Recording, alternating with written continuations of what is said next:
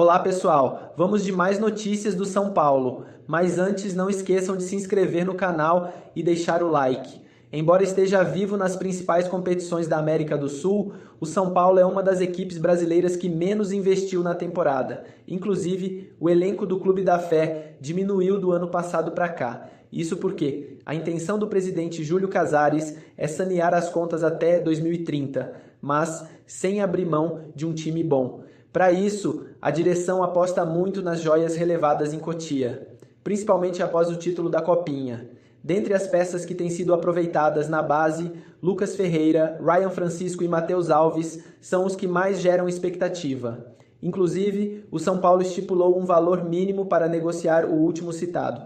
De acordo com o GE, o clube já avisou aos empresários do jogador que não vai negociá-lo por menos de 10 milhões de euros, cerca de 64,1 milhões de reais.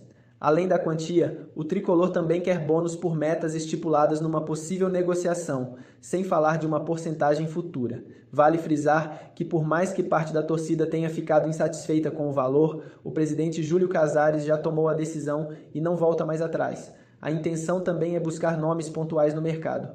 Posto isso, vale deixar claro que o São Paulo olha com mais carinho para duas posições, lateral direito e centroavante. Com a lesão de Caleri, André Silva é o único atacante experiente e Zubeldia quer mais um. De olho no jogo do próximo dia 12 diante do Vasco, o São Paulo vai ter cerca de 1 mês e meio até a temporada embalar novamente. Agora vamos a mais um vídeo, não esqueça de deixar o like. Na tela os confrontos, Rubens? Ou fica só na conversa? Então, aí em cima dos confrontos, a gente pode começar a conversar nós três. Tá. Olha lá. Então, vamos lá. Fortaleza e Vélez. Parada. O Fortaleza não está bem, né? Pode ser que se recupere, acho difícil, vai ter que jogar na Argentina. Eu acho que aí pode dançar. Menos um brasileiro, tá? Para mim. Tá. 4. Atlético Nacional e São Paulo. Jogo duríssimo. O Atlético Nacional vem bem.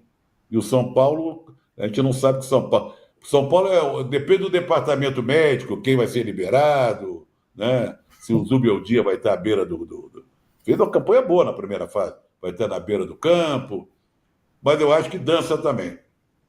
Mas joga o segundo jogo em casa, né, Zé? Mas mesmo assim. Tá.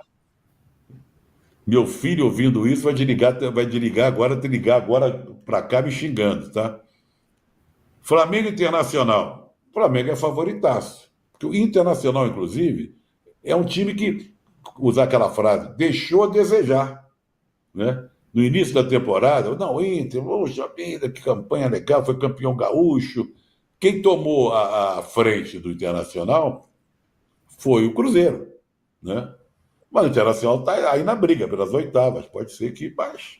Flamengo, né? Botafogo e LDU, incrível como cruza com o brasileiro, LDU, né? Pode ser sempre a caveira de burro dos brasileiros. Mas eu vou dar um crédito pro Botafogo. Mas, não sei não. Tem 3 só, Juca? Não, tem mais Universitário e Palmeiras. Não, mas por enquanto, Flamengo, Botafogo... Sim, você está dando, por enquanto, Flamengo e Botafogo, só 2. Palmeiras, vou botar o Palmeiras agora. Palmeiras. Tá. Então são 3. São 3. E você, Marrinha? Eu acho que passam 3. Bom, boa noite, Juca, boa noite, Trajano, boa noite para todo mundo. Eu acho que passam 3 também. O Palmeiras, Flamengo ou Inter, e aí tem Botafogo ou São Paulo, eu acho que passa um dos 2. O Botafogo, o adversário é mais fraco, a LDU, mas tem altitude, o segundo jogo é lá, então é sempre complicado, se não fizer o placar aqui, fica meio complicado. E o São Paulo, o Atlético Nacional é um bom time. Eu vi jogar alguns jogos e tem um ataque bom e tal. Eu acho que tem jogo ali, um jogo complicado para o São Paulo. Ô Marrinha, me explica uma coisa, você que conhece tantos bastidores do futebol brasileiro e sul-americano. Eu ouvi, assim que saiu os sorteios da Copa do Brasil e da Libertadores, um amigo dizer o seguinte: mas a Leila Pereira é influente mesmo, né? Pega o Universitário na Libertadores e o Corinthians na Copa do Brasil. É tudo a favor do Palmeiras. É uma maldade, né? Não tem nenhuma influência. O sorteio não está acima de qualquer suspeita, né? Não, primeiro que eu não falo de nenhuma suspeita de coisas que não existam um mínimo indício. E segundo que na Conmebol, então essa tese é totalmente estapafúrdia. A presença da Leila quando ela foi com Edinaldo causou até uma certa incômodo, o que eu ouvi na Conmebol, porque teve aquele embate todo. Ela não é... Na CBF ela tem boas relações, mas na Conmebol não tem. Mas de qualquer jeito não faço nenhuma relação com isso. Juca, se não tiver nenhuma mínima prova, eu não caio em teoria da conspiração nenhuma. Não acho que faz o menor sentido. Muito bem. Vamos ver imagens do Parque São Jorge hoje. Incrível, senhores e senhoras, meus caríssimos. O Marrinha disse que tem uma notícia boa para dar para o Corinthians. Eu quero começar com a boa. Depois as más eu me... Olha só, olha só. O bagulho tá trancado e já era. O bagulho é nosso, cara. O bagulho tá trancado. Fechado por uma administração, protesto pacífico, certo, mano? Não somos ninguém, nem Augusto Melo, nem o Mais Stabile. A ideia agora é a reforma do estatuto. Corintiano, vamos se unir. É com a reforma do estatuto que vai ter os novos rumos aí no nosso esporte público paulista, caralho. Vai ficar aqui até a hora que precisar, nós vai ficar aqui até a hora que precisar. Pode chamar a polícia, leva nós presos. Vai ter mais 1 milhão de gente aqui. Se nós for presos, tem mais 1 milhão. Vamos ficar aqui, mano. Porque a reforma do estatuto. A revolução começou hoje, corintiano. Se junta a nós. É hoje. Luto por uma administração. Você não precisa gostar de ninguém, não, mano. Corinthians é do povo, da torcida organizada. Não precisa gostar do Augusto Melo, André, não precisa gostar de ninguém. Você precisa gostar do Corinthians. Se una a nós. É hoje. A pauta hoje é a reforma do estatuto. Pelo Corinthians. O Mais Stabile, você está trazendo pessoas de gestores anteriores. Nós não vamos aceitar, não. Não vamos aceitar isso, não. Augusto Melo, você mentiu pra nós, rapaz. Falou que a presidência é presidente porra nenhuma, certo, mano? Nós estamos pelo Corinthians aqui, mano. Fechado por má administração. Luto por má administração. Protesto pacífico de torcida organizada, sócios do clube e corintiano comum. A revolução começou. É isso. Pelo Corinthians. Bora.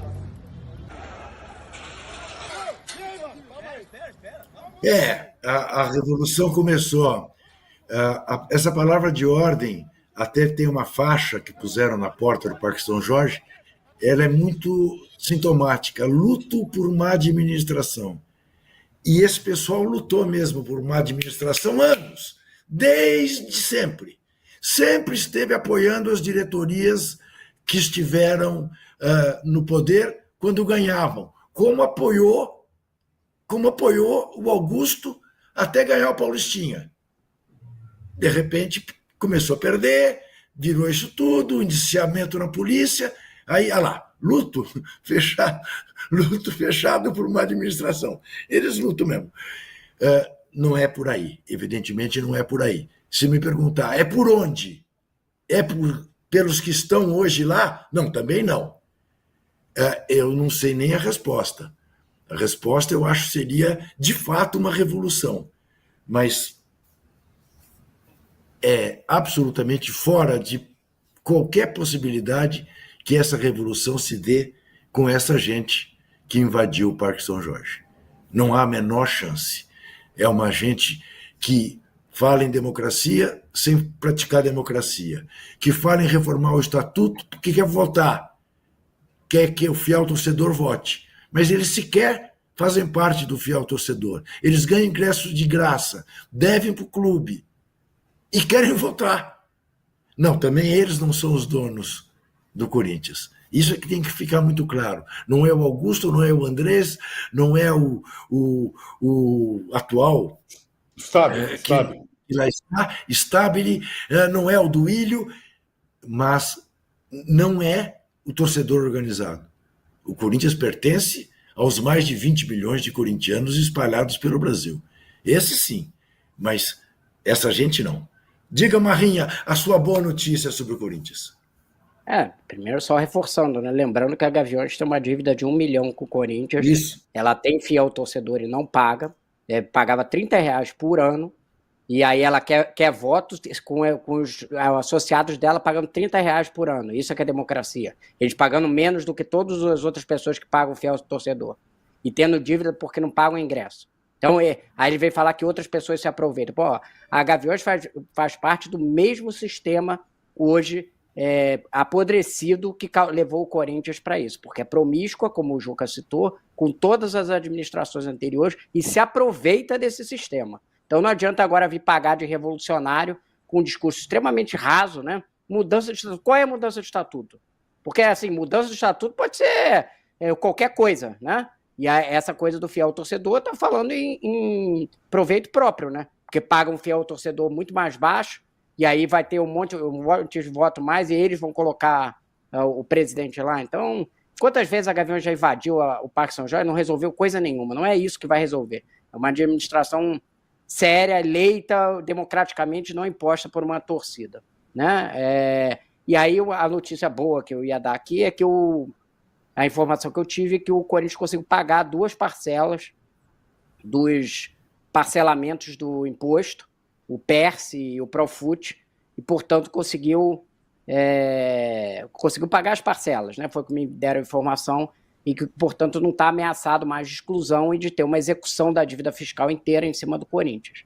O que é positivo, foi feito por essa administração provisória, aí, antes do Augusto conseguir essa maluquice na sexta-feira, tinha conseguido, não sei de onde saiu o dinheiro, né? Provavelmente foi levantado mais um empréstimo, não sei como que o clube conseguiu, mas conseguiu pagar, que eram coisas extremamente necessárias. Ainda pela informação que eu tive de pessoas que entraram dessa nova gestão, ainda não tem a noção completa qual o tamanho do problema, do que são as outras coisas tão urgentes para pagar, mas estavam tentando fazer alguma coisa. As críticas assim, tá trazendo muita gente da gestão anterior, tudo isso é pertinente, mas o clube está precisando de um pouco de paz e um mínimo de estabilidade com um novo presidente, para ele começar, pelo menos, não deixar o time cair e começar a pagar as contas. E isso vindo de uma proposta, pensar em mudança de estatuto, é claro que tem que mudar o estatuto em várias coisas, mas com uma proposta séria, discutida democraticamente, não imposta de fora para dentro por quem tem interesses também particulares, que é o caso da Gaviões. Conheceu o seu adversário nas oitavas de final da Copa do Brasil. Foi depois do sorteio da Libertadores, veio o sorteio da Copa do Brasil. Os jogos serão aí nas semanas do dia 30 de julho e 6 de agosto, tá? Depois das oitavas de final, a CBF vai sortear os confrontos das quartas de final, tá? Além do chaveamento também até a grande final dessa tradicionalíssima competição. O São Paulo vai encarar o Atlético Paranaense nas oitavas de final da Copa do Brasil. O jogo de ida será no estádio do Morumbi e a volta o tricolor decidirá fora de casa. Isso foi decidido por sorteio, tá? Os classificados das oitavas de final recebem um valor aí uma cota no valor de R$3.600.000 e quem avançar para as quartas de final embolsará mais R$4.700.000. Você tá confiante na classificação do São Paulo em cima do Furacão? Time de Série B, inclusive? Comente aqui abaixo a sua opinião. E ainda nesse vídeo eu vou falar aí sobre o Atlético Paranaense, que tentou a contratação de jogador do São Paulo também, tá? Além disso, o Atlético Paranaense tá acertando a contratação aí do Wellington Rato, tá? Só que como o Wellington Rato já jogou a Copa do Brasil pelo Vitória, não vai poder enfrentar o São Paulo não, fechou? E após uma partida vexatória contra o Bahia no último sábado, o elenco tricolor recebeu 3 dias de folga. Sim, não jogaram nada, mas mesmo assim tiveram 3 dias de folga, não foram 1. Não foi 2 dias de folga, foi 3 dias de folga. Os jogadores só voltam a treinar amanhã, quarta-feira, tá? Mas eles juram que no Brasil não se tem tempo pra treinar, o calendário é muito apertado. Engraçado que quando tem tempo, né, quando tem uma pausa ali pra data FIFA, eles mal treinam. É mais folga do que dia de treinamento, então não tem o que reclamar de calendário apertado ou de falta de tempo para treinar. Durante o período da data FIFA, o São Paulo não terá 3 atletas, Matheus Alves, que está com a seleção brasileira sub-20 no momento, além de Nahuel Ferrarese e Damian Bobadilla, que se apresentaram às suas respectivas seleções, a venezuelana e a paraguaia, né? Fora os lesionados, Lucas, Caleri, Luiz Gustavo, Igor Vinícius, Ferreirinha, Rua Tressoldi, Oscar e Marcos Antônio. O próximo jogo do tricolor será contra o Vasco da Gama no dia 12 no estádio do Morumbi. Após essa partida, teremos mais uma pausa nos jogos. Isso por conta do Super Mundial de Clubes da FIFA, que começa no dia 14 de junho e encerra no dia 13 de julho. Ou seja, praticamente um mês aí de competição, né, nação? Assim, o tricolor terá aí 30 dias para se preparar preparar para a volta dos campeonatos, né? Porém, a diretoria e comissão técnica decidiram aí ter a brilhante ideia de dar 12 dias de folga para os jogadores. Até porque o time tá jogando muita bola, né? E merece tantos dias de folga assim. Brincadeiras à parte, São Paulo quer usar essa pausa para recuperar a mente e o físico dos atletas. A tendência é que após o Super Mundial tenhamos os retornos aí importantes, né, como Lucas Moura, Ferreirinha, Oscar, Marcos Antônio e Juan Tressoldi. Eu não vou contar o Igor Vinícius, pois ele está fora dos planos da diretoria São Paulina, tá? Pra você, o São Paulo acerta em dar esses 12 dias de folga para o elenco, para os guerreirinhos, como diz o nosso amigo Barolo? Comente aqui abaixo a sua opinião. E temos uma atualização no caso Bobadilla. O volante tricolor fez uma chamada de vídeo aí com o Miguel Navarro, e a intenção foi se desculpar com o atleta do Tajeres pelo que aconteceu no dia 27 de maio no estádio do Morumbi pela Libertadores. Bobadilla teria chamado Navarro de venezuelano morto de fome e optou pelo contato direto com o jogador, por acreditar que publicações nas redes sociais não seria o suficiente para reparar o seu erro, né? O advogado que faz a defesa do Bobadilla disse o seguinte, abre aspas, eles já conversaram, pediram desculpas reciprocamente e se acertaram, fecha aspas. Bobadilla se desculpou e disse que se equivocou, mas não teve a intenção aí de discriminá-lo, né? Miguel Navarro valorizou a atitude do Bobadilla, assim como Tajeres, seu atual clube. Apesar disso, Bobadilla ainda é investigado pela Polícia Civil. O paraguaio é esperado para dar o seu depoimento ainda lá no DRAD, tá? Isso acontecerá após o retorno dos jogos na data FIFA. O São Paulo conseguiu o adiamento ali do depoimento do Bobadilla. O caso também está na Conmebol, tá? E o São Paulo sabe e já se prepara para uma punição severa vinda da entidade aí, da entidade máxima do futebol sul-americano. Bobadilla pode pegar um gancho de 4 meses de suspensão. Será apenas mais um ponto para o clube negociar o jogador na próxima janela de transferências, né? Até porque o Bobadilla vem recebendo muitas sondagens desde o começo desse ano, né, rapaziada? Uma venda já não era descartada. Agora, com esse caso, então, será muito comemorada se acertar aí um acordo pela venda do Bobadilla, tá? Igual eu falei pra vocês aí há alguns dias, o jogador do Alianza Lima pegou 4 meses de suspensão. Então, baseado nessa suspensão do jogador do Alianza Lima, é que a gente, projeta que o Bobadilla deve receber um gancho bem parecido, porque configuraram no mesmo crime. Eu não vou colocar entre aspas porque aqui no Brasil é crime, só que fora do Brasil, em vários países, não é crime, tá? Então a gente tem que ter muita atenção nessas questões, mas a Conmebol está punindo severamente quem tem atos de xenofobia, que é o caso que o Bobadilla está sendo acusado. Então a punição severa vai acontecer. Falamos aqui na semana passada sobre o déficit no primeiro trimestre, né, de 25 milhões. Além da folha salarial, que ao invés de diminuir, aumentou 26 milhões de reais mensais. Os gastos absurdos com o futebol, que passou do teto, mais de 20 milhões de reais, 20% a mais, 26% a mais. Ontem foi divulgado a nova edição do relatório Convocados. É um estudo elaborado anualmente aí, em parceria com a Galápagos e a Outfield. Eles analisam as finanças dos 20 clubes da Série A do Campeonato Brasileiro de 2024, tá? O São Paulo foi classificado como C, que significa ali ruim na escala aí de questões financeiras, né? É a mesma classificação que o clube teve em 2023. Poderia ser pior, porque ainda tem a categoria D e a E ainda, tá? Que é péssima, enfim. A diretoria tricolor está confiante de que esse ano o clube vai diminuir as dívidas e fechar no azul, mesmo com o balanço apresentado em relação ao primeiro trimestre, né? Eles estão confiantes e nem aceitam que você critica, tá?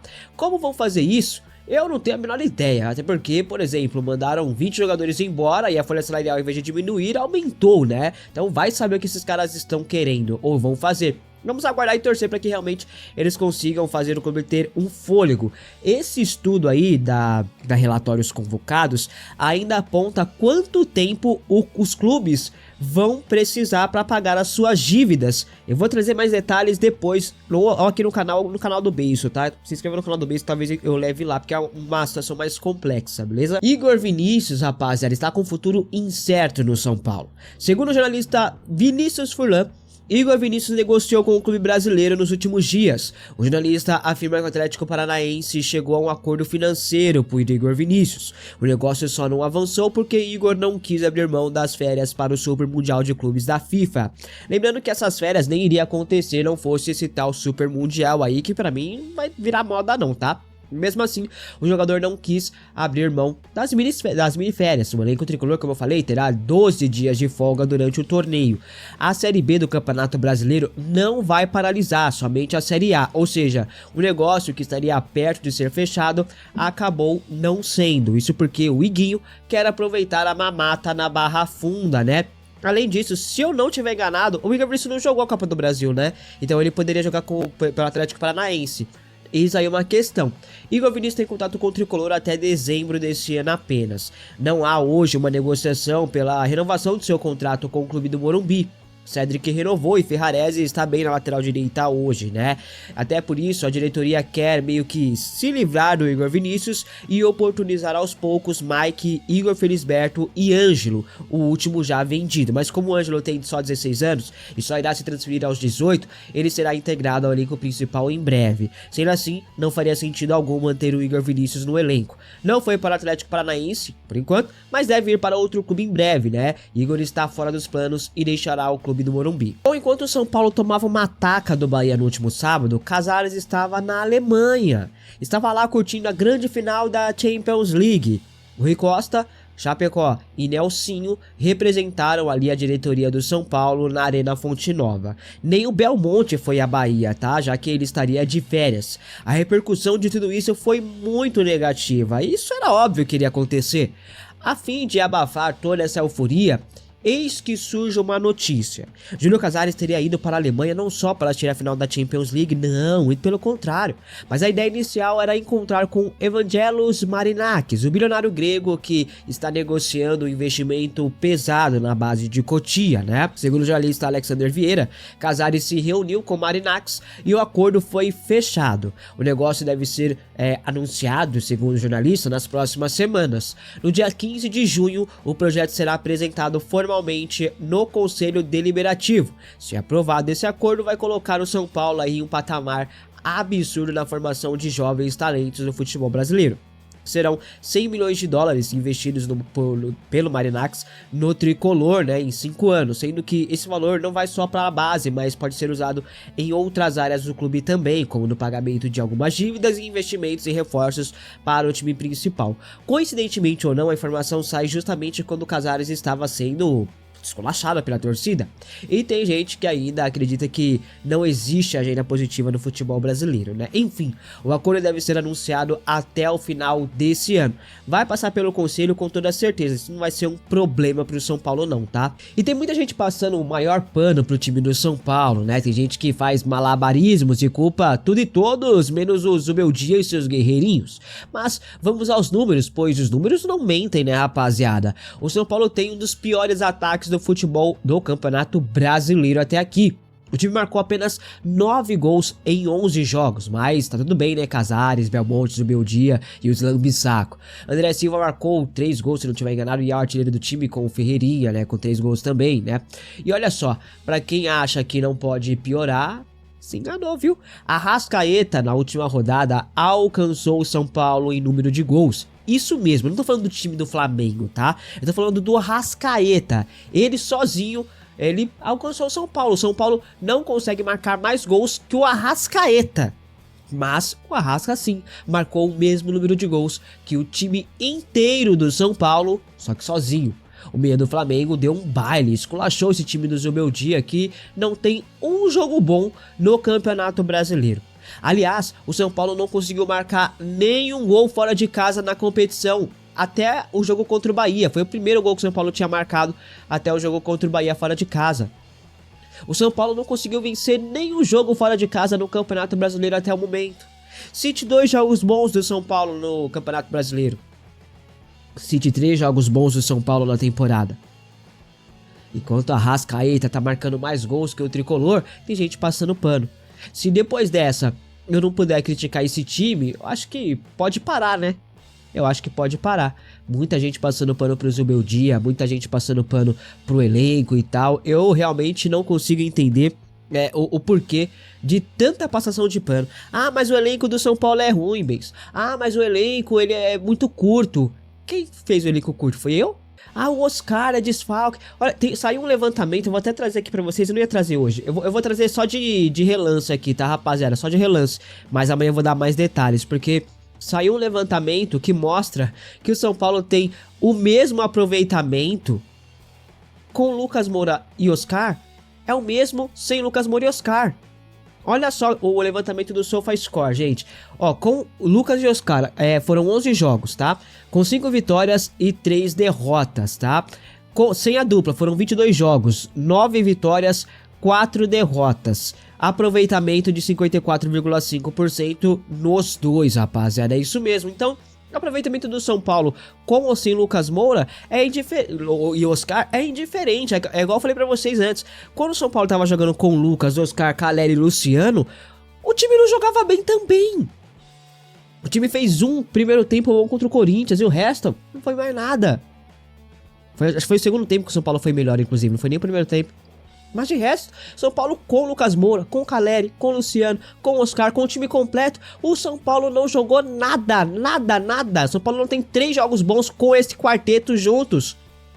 Então essa desculpa de o elenco é curto, os desfalques, não sei o que, ele não se sustenta na prática, gente. Ele não se sustenta nos números. Com Lucas Moura e Oscar, o aproveitamento é o mesmo de sem o Lucas Moura e Oscar. O São Paulo teve mais jogos sem Lucas Moura e Oscar e tem o mesmo aproveitamento com o Lucas Moura e Oscar. Então qual que é a desculpa agora? Qual que é a desculpa, Iso Belovers? Qual que é a desculpa agora? Fala pra mim. O aproveitamento é o mesmo. Com o quarteto mágico, o São Paulo empatou com o Velo Clube e Inter de Limeira.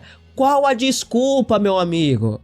Então vamos parar com essa palhaçada de ficar passando um paninho pros Ex-Flamengo, Botafogo, Corinthians e outros grandes clubes do futebol brasileiro, William Arão pode voltar ao país na próxima janela de transferências. O meio-campista, que vem sendo especulado no Atlético Mineiro, está em reta final de contrato na Europa. Arão atua no exterior desde a temporada 2022-23, quando foi indicado por Jorge Jesus para reforçar o Fenerbahçe. Depois de um ano no futebol turco, o brasileiro rumou ao Panathinaikos, clube o qual defende até os dias de hoje. Porém, o contrato está perto de acabar. Desta forma, um retorno ao Brasil parece ser o caminho mais natural. Depois de rumores envolvendo times como Santos e principalmente Atlético Mineiro, surge outra oportunidade. Conforme repercutido no portal spfc.net, o atleta teria sido oferecido ao São Paulo. A publicação conta que o meio-campista teria sido oferecido ao time comandado por Luiz Zubeldia, mas que outro nome aparece como prioridade no clube.